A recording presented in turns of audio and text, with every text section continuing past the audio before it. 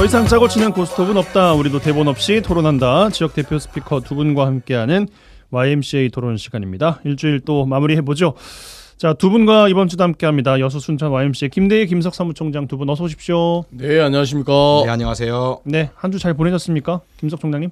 잘 보내지는 못했습니다. 마음 굉장히 무겁게 한 주를 보냈는데. 왜요? 다름이 아니라 이제 어제 그 순천만 국가노동조합 그 정원 동문 앞에서 지금 농성 중이잖아요. 예. 시민대책위가 구성이 됐어요. 그래서 어제 시장에게 면담을 요청을 했고, 그래서 다음 주까지 좀 알려달라 이렇게 요청을 했는데, 뭐냐면 그런 겁니다. 지금 뭐 130일 넘게 지금 현재 농성을 하고 있는데요. 국가정원 노동조합과 관련된 계약 관련해서는 항상 이번에만 터진 문제 아니라 계속 지속적으로 문제가 되어 왔고, 제가 2020년 12월에는 이것이 문제가 돼서 순천시장 입회하에 고용승계가 이루어진 사례도 좀 있거든요. 어쨌든지 간에 순천시가 정원박람회를 열면서 정원박람회장 안에 있는 노동자들에 대한, 그러니까 양질의 일자리를 만들기 위한 노력 가운데서 벌어진 일인데, 이 계약이 1년 단위로 이루어지거나 뭐 이렇게 정상적으로 이루어지지 않는다는 건 모두 다 알고 있는 거거든요. 근데 이제 이 과정에서 지금 노동조합이 지금 농성도 정원박람회장 앞에서 농성도 하고 있고 이러다 보니까 감정의 골은 굉장히 좀 높아지고 있는 것 같거든요. 굉장히 시작도 어쨌든 순천시가 추진하는 일과 관련해서 발생한 일입니다. 결국 또 이 노동자들도 순천 시민이잖아요. 그래서 노광규 순천 시장님께서 이 문제를 잘 해결해서 뭔가 갈등 문제를 잘 해결하는 시장님으로 뭔가 이렇게 본인의 치적으로 또는 칭송받고 그럴 수 있었으면 좋겠고, 너무 원칙적인 이야기만 계속 되다 보면 이 문제 해결하는 게 상당히 좀 어려울 수도 있겠다 싶거든요. 그래서 시민단체까지 참여한 시민단체가 결성된 것은 중재할 것은 또 중재하고 면담할 것은 또 면담해가지고 이 문제가 좀 유연하게 좀 풀렸으면 좋겠다 싶은 거예요. 그런 다음에 올해 12월 달에 실질적으로 국가정원 노동조합뿐만 아니라 순천시 부문 비정규직에 대해서 한 번 정도 검토해서 새로운 대안을 또 순천시가 내놓을 수 있으면 내놓고, 아니면 장기적인 문제다 싶으면 그런 것들을 같이 뭔가 공론화시켜서 같이 논의하는 좀 거버넌스가 좀 되살아날 수 있었으면 좋겠고, 노광규 시장님에게 좀 부탁드리겠습니다. 이 문제 해결을 위해서 좀 뭔가 좀 한 수 좀 접어주시고, 또 노동자들 만나서 대화해서 정말 상생의 길로 갈 수 있도록 그런 방을 좀 만들어주시길 좀 부탁드리겠습니다. 예, 알겠습니다. 그 이슈를 또 쭉 보시면서 마음이 좀 무거웠던 한 주라고 말씀 주셨는데, 김대희 총장님 어떤 한 주 보내셨습니까? 저도 전체적으로 5.18하고 6월 항쟁, 평화통일 아카데미 준비하면서 시간을 보냈는데요. 아까 김석 총장님 이야기 들어보니까 동부 지역은 어떻든 전남 동부 지역은 산업 도시의 영향이 많이 있거든요. 그렇다 보면 각 도시마다 좀 노사민정 협의회가 좀 실질적으로 구성돼야 된다고 보거든요. 시장이나 개별 기업보다는 좀 시민사회나 지역사회가 함께 노동 문제를 좀 고민하는. 다행히 여수 같은 경우는 그 BCK 산해하청 문제가 어저께 잠정 해결됐다고 했는데요. 그렇습니다. 여전히 불씨는 남아 있거든요. 남아 있고 또 이번 주 내일부터는 또 여수 쪽이 5.18 행사들을 준비하거든요. 5월 13일 날 그 웅천 친수공원에서 5.18 행사들을 주민들과 함께 좀 진행하는 행사도 있고, 또 5월 18일은 저희도 안진걸 소장 민생경제연구소죠. 안진걸 소장 모셔서 민주주의 초청 강연으로 한번 여러 강연 잡고 있는데, 5월을 맞이해서 이런 건 못지않게 노동의 문제들도 좀 고민해보는 그런 5월이 좀 되었으면 좋겠다. 우리가 지역사회에서 활동해보면 알지만 불씨가 항상 남아있는 게 그렇죠. 나아요. 그래야 서로 불씨 관리를 하게 되기 긴장을 때문에. 하는 거죠. 긴장보다는 뭔가 이 불씨를 관리하는 게 또 결국 어떻게 보면 갈등 관리일 수 있잖아요.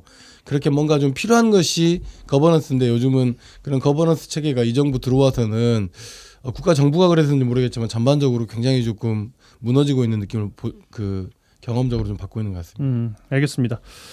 자, 주제로 넘어오겠습니다. 오늘 일본 후쿠시마 원전 오염수 시찰단 파견에 관련된 이야기 해보겠습니다. 이걸 뭐라고 불러야 될지 용어부터 헷갈리게 되는 이제 오늘 주제가 또 아닐 수 없는데, 우리 정부와 일본 정부 간 실무 협의가 오늘부터 시작이 됐습니다. 한일 국장단 회담이라고도 이야기가 나오고 있죠. 중국 등 국제사회, 우리나라 포함해서 우려를 표하고 있고, 글쎄 우리나라가 우려를 표하고 있는 것은 맞는지도 좀 따져볼 이야기인 것 같습니다. 오늘 다 이야기 좀 짚어봐야 될 것 같은데, 그러니까 명분을 주게 될 것 같다. 대만의 사례에 비춰봤을 때 이제 그런 이야기였고, 우리 정부의 대응, 지자체 역할 이런 것들도 주목해 봐야 될 것 같습니다. 먼저 어떻게 좀 보고 계신지 김대희 총장께 총평 여쭙겠습니다. 답이 좀 안 나와요. 답이 좀 안 나오는 측면이 있는데 어떻든 일본에 저렇게 좀 뭐라 그럴까 막 나가는 행태에 대해서 우리 정부는 말 한마디 못하는 상황인데 과학적 검증단을 꾸려도 시원찮은데 시찰이니까 1박 2일 동안 시찰하면 뭘 하겠습니까? 견학이죠, 견학. 그래요. 견학 간 거죠.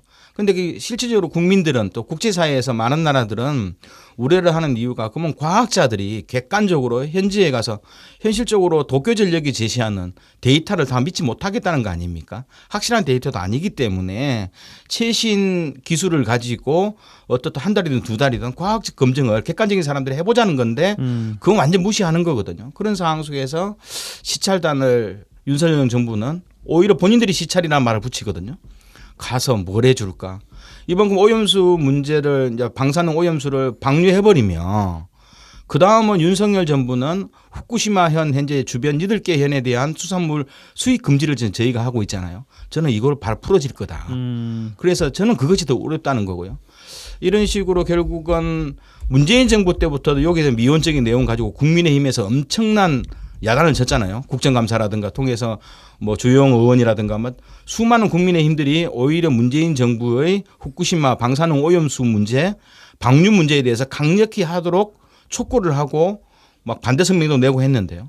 오히려 정권이 바뀌니까 오히려 더 강하게 일본 측 입장을 좀 지지하는 거 보면 좀 어처구니가 좀 없다고 봅니다. 네, 김석 총장님께 이어드리겠습니다.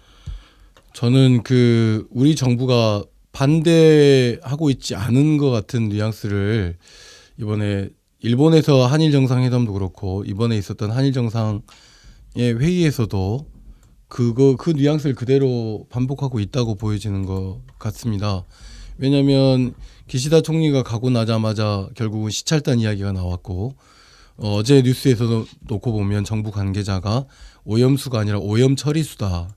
그리고 심지어 국민의힘 우리 바다 지키기 모니터 TF에서도 오염수가 아니라 오염 그 처리수라고 하는 게 맞다라는 식으로 이 방사능 오염수가 결국 위험하지 않다라고 하는 시그널을 계속 보내주고 있는 거잖아요. 네. 그런 가운데 조사단이 아니라 검증단이 아니라 시찰단이 그것도 한 달에 아니고 일주일도 아니고 1박 2일 갔다가 온다고 하는 것은 일본 정부에 편승해서 어떤 국제적 후쿠시마 오염수 방류에 대한 우려를 가장 가까운 나라인 한국에서 시찰하고 왔더니 큰 문제가 없는 것처럼 보여진다라고 하는 일본의 정치적 속내 이런 것들을 좀 드러내기 위한 것이라고 보여지거든요. 그럼 이제 이 안에서 그러면 일본 내에서는 이 후쿠시마 오염 방류수 방류하는 것에 대해서 찬성하냐? 그렇지 않거든요. 그렇지 않단 말이에요. 그러니까 문제는 뭐냐면 정치가 너무 잘못돼 가고는 그러니까 대한민국 국민을 위한 정치를 하고 있지 않고 그다음에 대한민국 수산물 또 농산물 관련된 우리 노동자 농민들을 수산업자들을 전혀 고려치 않은 가운데서 이런 문제들이 비전문가적으로 계속 이렇게 선언적으로 진행되고 있는 게 너무 좀 답답하고 답답함을 넘어서 너무 분노하게 되는 것 같습니다. 제가 보기에도 이번 기시다 총리가 지난번 이제 한국으로 왔을 때요. 실무에 왔을 때 주요한 목적이 있는데 다른 목적이 아닙니다. 바로 이 후쿠시마 방사능 오염수를 결국은 풀려고 한국적 지지를 받으려고 왔던 하나의 목적이었거든요. 목적이었고 왜냐하면 일본 같은 경우는 옛날 86년에 우리가 체르노빌 원전 사고가 있었죠. 우크라이나에서. 그때 중전이 오염수가 한 900톤 정도 됐었어요. 근데 이 우크라이나 체르노빌에서 8,000km 떨어진 일본이 가장 극렬하게 반대를 했거든요. 맞습니다. 네. 일본은 입에 침을 막도록 목숨을 걸고 엘친까지 불러서요. 절대 방류하면 안 된다. 8,000km 일본이 그렇게 반대했거든요. 왜냐하면 해양 생태계에 영향을 주고 이러면서 온갖 명분을 가지고 900톤 방류 못했습니다. 러시아는. 그런데 지금은 이것보다도 15,000배가 더 많은 132만 톤을 그냥 방류하려는 거잖아요. 그것도 고준입니다. 이건 아직 중요한 문제, 원자력 그 폐원자력 안에 있는 동력실 안에 있는 것은 아직 버리지도 않았거든요. 그런데 이 문제에 대해서는 일본은 가감히 하는 거 보면 그때 막 러시아는 당황스러워 가지고 900톤 못 버려버렸거든요. 그런데 그거하고 비교해 보면 너무나도 일본이 양면적인 얼굴을 가지고 있다 이렇게 볼 수 있는 거고요. 그리고 와가지고 아마 윤석열 정부한테 그렇게 했을 겁니다. 후쿠시마 방사능 오염수 이거 해양 방류를 반대하지 않으면 G7에 한국 정확히 부르겠다 아마 이렇게 메시지도 줬을 거라 보거든요.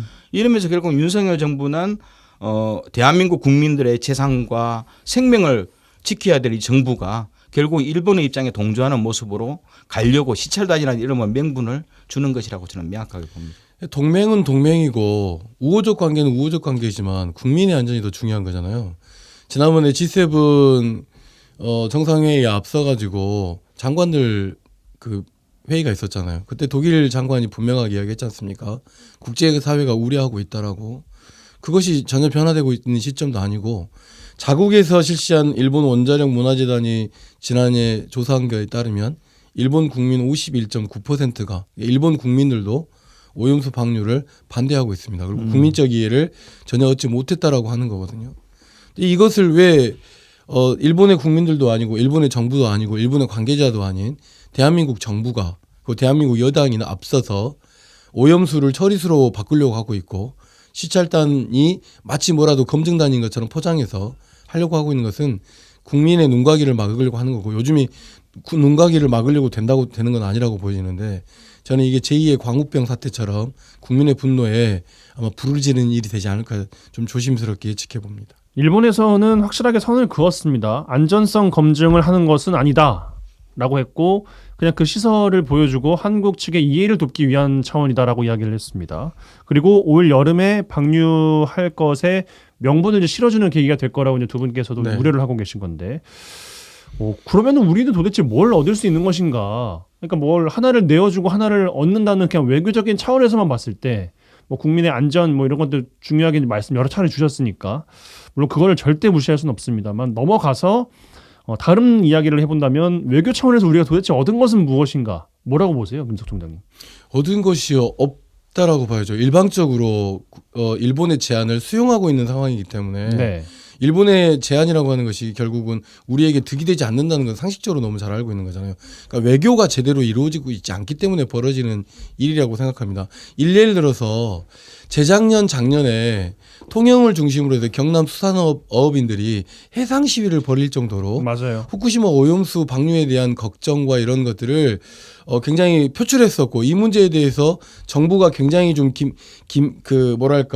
발표를 하는 거랄지 입장을 내는 것에 굉장히 좀 신중했던 태도를 들어놓고 본다면 1년 2년 사이에 이렇게 쉽게 바뀔 수가 있는가. 결국은 외교가 없었다. 외교가 없었고 국민들이 다 물어보자면 도대체 왜 일본에게 저렇게 저자세로 나섰는지 그 제가 대통령이 아니기 때문에 알 수 없지 않습니까? 참 상식적이지 않은 건 확실합니다. 그리고 윤석열 정부가 최근에 이제 원전 확대 정책을 정확히 밝혔고 목표량도 정했잖아요. 재생에너지는 줄이고 네. 원전을 확대하기로 했는데 결국 방사능 오염수 문제가 계속 부정적으로 불거지면 결국 윤석열 정부의 원전 확대에도 굉장히 불리할 거라 보는 거거든요. 그럼 이번 기회에 명확하게 뭐 국제 원자력 기구 사찰단의 핑계로 검증단의 핑계로 어영부영 갈 거다. 그러니까 결국은 우리나라가 오히려 가장 가까운 나라잖아요. 그렇다 보면 객관적인 과학자들 중심으로 해양학자들 중심으로 오히려 이번 정상회담 때 오히려 한 달, 두 달 동안 우리가 전문가들 갈 테니까 중요한 실효라든가 과학적 원리들을 조사하겠다. 오히려 차라리 그렇게 했어야죠. 요구를 네, 했었어야 되는 했어야 거거든요. 근데 결국 이런 요구는 안 하고 시찰단, 관광 시찰하듯이 간다는 것은 결국은 정해진 수순이다. 이렇게 보는 거고요. 관광 시찰이라고 한 말은 없습니다. 그런 식의 시찰단이죠. 압수수색 당할지 모르니까 조심하셔야 되고요. 예. 예, 그리고 이제 문제는 우리나라도 국제 원자력 기구의 검증단 핑계를 많이 대잖아요. 근데 솔직히 국제 원자력 기구는 미국과 일본의 원자력 기구입니다.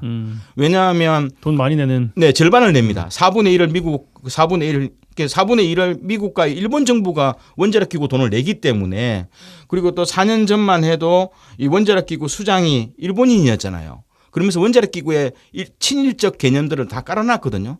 그렇기 때문에 원자력 기구의 그 과학적 데이터를 믿을 수 없고요.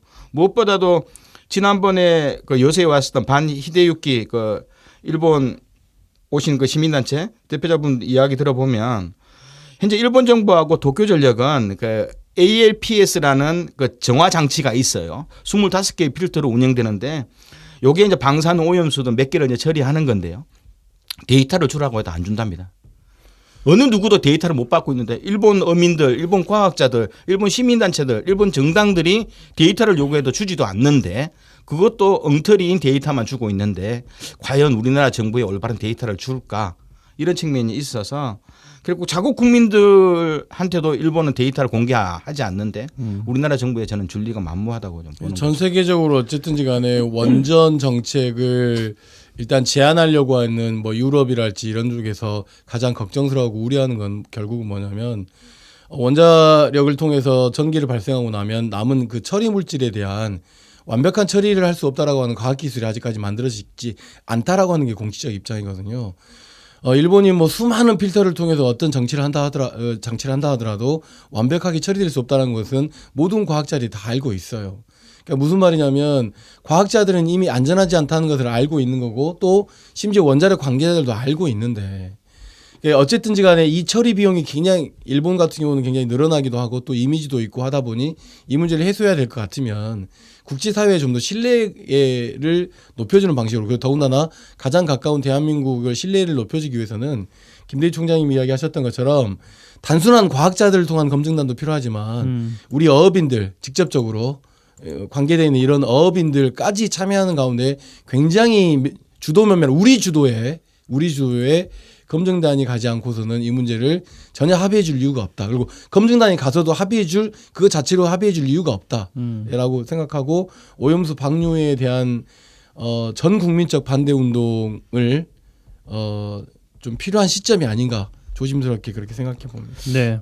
저는 지난번 2021년도 4월 달에 문재인 정부가 그 일본 후쿠시마 방사능 오염수 보고서를 공개를 한번 했거든요. 그런데 그때 국민의힘을 포함해서 민주당 내에서도 문제 제기를 정확히 했어요. 왜냐하면 국민의힘도 직접 그 일본 정부의 강력한 대책과 대안을 요구했고 오염수 데이터가 불확실하고 또 우리 정부 차원에서 어떤 연구도 안 했다. 그러면 어떻게 믿을 수 있냐. 그러면서 주호영 당대표 권한대행이었죠. 정확하게 이런 말을 했습니다. 일본 따위에게란 말했습니다. 일본 따위에게 오염수 방출을 합리화하고 정당화할 수 있는 어떤 빌미도 우리가 먼저 제공해서는 안 된다. 강력히 촉구했는데요. 저는 윤석열 정부에서도 국민의힘 의원들이 똑같이 2년 전에 이야기를 좀 되풀이했으면 좋겠다고 봅니다. 그때는 맞고 지금은 틀리다. 뭐 이제 이렇게 이야기가 될 수도 있는 것이고. 그리고 또 하나는 최근에 경상남도에서 그 뭐랄까 기자회견을 열고 수산물 안전 강화 방안을 내놨는데 좀 뉘앙스가 좀 달라요. 네. 무슨 말이냐면 제가 앞서 말했지만 재작년 작년까지는 해상 시위까지 벌어지면 굉장히 격렬하게 정부가 적극적으로 대응하라고 하는 강력한 촉구들을 했는데 수요 비판장이나 이런 곳 등에 휴대용 방사능 측정 장비를 좀 지원한다는 등 뭔가 이미 이것을 오염수를 막을 수 없는 것 아니냐 그렇기 때문에 우리가 여기에 필요한 상응 조치를 해야 되는 거 아니냐라고 하는 것으로 약간 좀 기류가 좀 바뀐 듯한 느낌이 좀 들어서 좀 걱정입니다. 왜냐하면 이게 정치가 또는 외교가 일본을 상대로 오염수를 방류를 못하게 하는 쪽으로 흐르는 게 아니라 우리 국민들이 이걸 자연스럽게 수용하게 하면서 결국은 안전 문제랄지 그다음에 수산업과 관련된 유통 경제와 관련된 거랄지 국가의 경쟁력 문제를 정부가 포기하고 결국은 해당 당사자인 그 당사자인 수산업자들에게 좀 이해해달라 이런 식으로 가는 건 저는 좀 아니라고 생각하는데 좀 약간 좀 걱정스럽긴 합니다. 이런 부분들이. 예, 지자체 이야기는 잠깐 이따가 좀 여쭤보기로 하고 그 저희가 얻은 것은 도대체 뭐냐 그 이야기를 제가 질문을 드렸었잖아요. 없습니다. 없다는 이제 답변. 근데 그 한일 회담에서 이야기 나왔던 것이 이제 꼽아본다면 우리나라가 화이트리스트 지정이 됐다가 빠졌잖아요. 그리고 그게 회복된 것은 우리가 얻어낸 것이 맞습니까? 수출 우대국으로서 오히려 산업계에서는 우대국이죠. 반도체라든가 산업재에서는 차라리 그냥 그대로 했으면 좋겠다. 어떻든 우리가 자체적으로 좀 우리가 이렇던 기술이라든가 뭐 일본에 의존하지 않고 뭐 소재 부품 관련돼서 시설도 만들고 새로운 기술력도 획득하고 있는 단계인데 그러면 이제 일본으로부터 소재 부품과 독립할 수 있는 좋은 기회인데 이게 놓친 거에 대해서 오히려 산업계는 더 좀 한탄을 하고 있는 거죠. 1년만 더 이대로 갔었으면 우리가 일본 손절하고 우리의 자립적 기술과 기반으로 갈 수 있는데 오히려 명분이 좋았다. 그러죠. 예. 산업계는 이거 땅을 치고 통곡하는 거죠. 중소기업체도 엄청난 투자를 많이 했거든요. 제가 그쪽에 뭐 이렇게 종사하고 있지는 않지만 뉴스나 이런 종합적으로 놓고 보면 결국은 일본에 의존해왔던 반도체 관련된 일부 그 기술이랄지 원천 기술이랄 그 반도체에 대한 기술 말고 그것에 대해서 일본의 의존도가 상당히 높았었는데 그것이 어쨌든 그 중단되면서 처음에 위기가 왔지만 결국은 중국이랄지 러시아랄지 곳곳에 판로를 새로 개척을 했고 그 자체적으로 경쟁력도 강화되고 있는데 갑자기 이것을 화이트리스트 뭐 어떻게 하면서 손해를 보고 있는 일본 기업에게 이익을 주는 방향으로 정책이 바뀐 것에 대해서 현장에 있는 그 뭐랄까 현장에서 하고 있는 중소기업 사장들이 대단히 현재 분노하고 있다라고 하는 것을 알고 있거든요. 그러니까 그렇기 때문에 말씀하신 것도 전혀 우리에게 득이 되지는 않는다. 그러니까 계속 퍼주기만 좀 하고 있는 상황이고 말씀하셨던 것처럼 화이트리스트도 마찬가지고 후쿠시마 오염수 관련해서도 우리가 후쿠시마 관련된 수산물을 수입하지 않으니까 WTO에 제소해가지고 저희가 결국은 승소했었잖아요. 네. 근데 이것을 뒤집으려고 하는 것이 과연 우리의 국익은 아니죠. 확실한 건. 네. 알겠습니다. 지자체 이야기로 넘어가서 지자체는 정부의 눈치를 볼 수밖에 없는 기관이기도 하잖아요. 물론 지역 민들을 위한다라는 가장 큰 가치는 있겠습니다만 뭐 미운털 박혀봐야 지자체 입장에서는 좋을 게 없지 않겠어요? 어떻게 경남 사례 아까 말씀하셨는데 지자체에서 할 수 있는 것은 뭐가 더 있다고 보십니까 그러면? 강력한 반대 투쟁이 필요하죠. 자치단체가 아무리 예를 들어서 민주당 뭐 출신이고 뭐 그렇다 하더라도 정부의 영향을 반드시 받습니다. 네. 다름이 아니라 8대2라고 하는 재정 구조를 가지고 있기 때문에 의존 재원으로 운영돼야 되기 때문에 그런 것이기도 하죠. 그리고 정부 정책의 기본 기조를 따르지 않으면 매칭 펀드로서 사업을 가져올 수 있는 것이 그렇게 많지 않기 때문에 거기에 영향을 가장 많이 받는다고 보여지고요. 다만 그리고 지방 정부가 긴 세월을 내다 놓고 보면 결국은 전라남도나 또는 경상남도나 제주나 뭐 곳곳에 바다를 끼고 있는 자치단체 같은 경우는 이 문제에 좀 강력하게 정부의 입장과 관계없이 좀 더 나은 미래, 먼 미래를 생각하면 좀 더 강력한 강구책이 필요한 것 같고 뭔가 이렇게 위판장 곳곳에 뭐 방사능 측정 장비를 지원한다 이런 건 그 다음인 것 같아요. 그건 언제든지 할 수 있는 일이라고 보여지거든요. 지금은 이 정부의 입장을 바꾸는데 지방자치단체가 좀 앞장서야 된다. 근데 제가 보기에는 어떻든 아까 김석준 의원님 말씀처럼 수산물 특히 이제 일본과 관련된 또 우리나라 이제 수산물도 해야 되겠죠. 방사능 검사를 위한 조사 장비라든가 조사 횟수를 증가시키는 사후 약방문식의 행태는 좀 그건 좀 굉장히 경미한 대책이다. 좀 이렇게 보는 거고요. 어떻든 이게 전라남도나 경상남도 어민들 또 지자체가 현재 지금 후쿠시마 현 중심으로 8개 현의 수산물은 수입 금지인데요. 그렇다면 동쪽에 있는 14개 현 모든 수산물을 금지시켜야 되는 거거든요. 어차피 이제 우리나라는 앞으로 뭐 2년 후, 길게는 5년 후에 이제 우리나라 전체 서해 바다를 제외하고 다 방사능 오염수가 도착할 건데 그렇다 보면 당장 일본은 이제 현실적인 문제가 되는 거잖아요. 그러면 8개 현 플러스 포함해서 동쪽에 있는 14개 현 모든 수산물을 금지하는 적극적 조치들을 좀 저는 촉구해야 된다 보는 거고요. 그러면서 수산물의 원산지 표시 대상을 더욱더 엄격히 하고 뭐 유통 이력제 강화한다지만 이런 것은 부차적인 문제라서 저는 일본 수산물 1차적으로 전면 금지하고요. 그리고 두 번째로는 어떻든 이 문제는 우리나라 정부가 계속 일본을 압박하는 행태로 좀 써야 된다고 보는 거거든요. 현재 지금 방사능 오염수 문제는 희석을 시키면 화학적으로 희석시키는 거예요. 물론 이제 희석되는 것은 사실이죠. 그런데 문제는 방사능 오염수가 가지고 있는 방사성 물질에 대한 생물체에 전이되고 축적되는 거. 그러면서 최상위 포식자한테 오히려 직접 뭐 방사능에 대한 인간은 이제 최상위 포식자가 되는 거잖아요. 그러면 있을 때 이게 생식 독성의 문제, 방사능 독성 문제에 대한 생물학적인 오염 문제에 대한 국가의 적극적인 대책을 좀 내야 된다고 보는 거거든요. 산업적으로도 저 얼마 전에 횟집에 갔다 왔는데 횟집에서 주변에 옆 테이블에 앉아 있는 분들이 하시는 말씀이 이제 이런 말씀을 하시더라고요. 오염수 방류되기 전에 회 빨리 먹어야 된다. 이 말은 몇 개월 안 남았는데 이제. 근데 이제 이게 굉장히 저는 그 위험스럽게 다가온 건 이 오염수 방류 문제가 계속 언론에 계속 나오면서 수산업계는 물론이고 그것을 유통하는 뭐 횟집을 비롯해서 뭐 판매하는 소매업까지도 지금도 영향을 받고 있을 거라고 생각해요. 일단 위축되잖아요. 산업 자체가. 예전에 뭐 구제역 이야기 나오고 조류독감 이야기 나오게 되면 닭이나 먹죠. 오리를 소비를 안 해버리잖아요. 그렇죠. 그럼 그렇게 한쪽에서 그런 일들이 벌어지고 있을 거라고 보이거든요. 그러니까 이 부분에 대해서 뭐 횟집 사장님들 비롯해서 수산업계자는 그냥 지금 복장은 터지지만 본인들 스스로도 이 말을 못하는 그런 답답함이 현재 있을 것 같은데 이걸 정부가 대신 해줘야 되죠. 그래서 정부에서 부산에 가서 뭐 횟집을 가셨던 게 아닌가 뭐 싶습니다. 근데 이제 문제는 전라남도가 간과할 수 없는 것이 수산물 말고 또 있습니다. 소금 네. 문제. 소금. 네. 남서해안에 그러네요. 있는 목포 신안 이주 중심으로 한 우리나라의 그러게요. 염전의 80%를 차지하는 바다 소금 문제. 음. 그 소금 문제는 어떻게 처리할 겁니까? 소금 없이는 살 수가 없거든요. 수산물 대신 우리가 뭐 육지에서 단백질은 섭취할 수 있지만 소금 문제는 굉장히 절대절명으로 중요한 건데 소금 팔리지 않을 겁니다. 즉각적으로 해군에서도 동해안에서 근무하는 해군 함정에서도 원래는 그 해수 담수하에서 먹었던 식수 문제를 결국은 저장고를 늘려야 되지 않느냐라고 하는 고민들을 자체적으로 하고 있는데 국민들에게는 그런 그런 것을 전가시켜서는 그게 정부의 역할이 아니죠. 그래서 알겠습니다. 정부는 수산물뿐만 아니라 이렇게 다양한 먹거리 안전 문제 또 여러 가지 그 생물 보건적인 안전 문제 대책도 종합적으로 좀 대책들을 마련해야 된다고 보는 거거든요. 네, 알겠습니다. 짧게 한 가지만 더 여쭙고 끝내야 될 것 같습니다. 시간이. 이번 주에 여수 환경운동연합이 일본의 반핵 시민운동가 반 히데유키 공동대표 초청해서 강연회도 가졌습니다.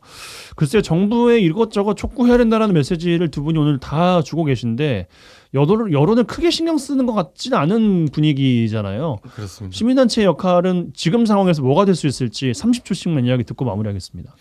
뭐 강력히 이렇게 이제 반대하는 분위기 무엇이 문제인지를 널리 알려야 되는 거고요. 두 번째로는 어떻든 민주당이나 정의당 야당을 통해서 저는 여기에 대한 강제적 법으로 좀 제정하는 운동을 좀 신속하게 저는 전개했으면 좀 좋겠다고 저는 봅니다. 그 바다를 끼고 있는 여수 YMCA 김대희 사무총장의 뭔가 상징적 투쟁이 좀 필요하다. 삭발, 뭐 단식 이런 것들. 알겠습니다. 좀 그 장난스럽게 너무 무거워가지고 장난스럽게 이야기한 건데 네. 장난이 아니라 진짜 실질적으로 우리가 일본 원정 투쟁을 전개한다랄지 이런 것까지도 고려를 해야 되는 상황이다. 그래서 김대 총장이 말씀하시는 그 법안이라는 것은 수입 금지 법안을 네, 말씀하시는 그러죠. 거예요? 그렇게까지 해야 된다. 네, 현실적으로 해야 되는 거예요. 이제 민주당이 할 수 있는 역할들을 통해서 수입 금지 법안도 만들어내놓고 또 시민사회에서는 정말 상징적으로 뭔가 그 원정 투쟁도 좀 해보는 것도 고려 좀 해봐야 될 것 같습니다. 그리고 방사능 알겠습니다. 오염수에 따른 국내에 여러 가지 미치는 산업 영향이 있잖아요. 아까 소금 염전이라든가 다양한 뭐 해양 수산 관련된 국민의 보건 안전과 관련된 대책들도 빨리 이런 것 법안으로 만들어서 정부가 대책을 이제 만들도록 하는 것. 뭐 이것이 뭐 정당이 할 수 있는 뭐 유일한 방법이 아닌가 생각을 합니다. 알겠습니다. 이번 주 YMCA 토론 이렇게 마무리하죠. 여수 순천 YMCA 김대희 김석 사무총장 두 분과 함께했어요. 두 분 고맙습니다. 네, 감사합니다.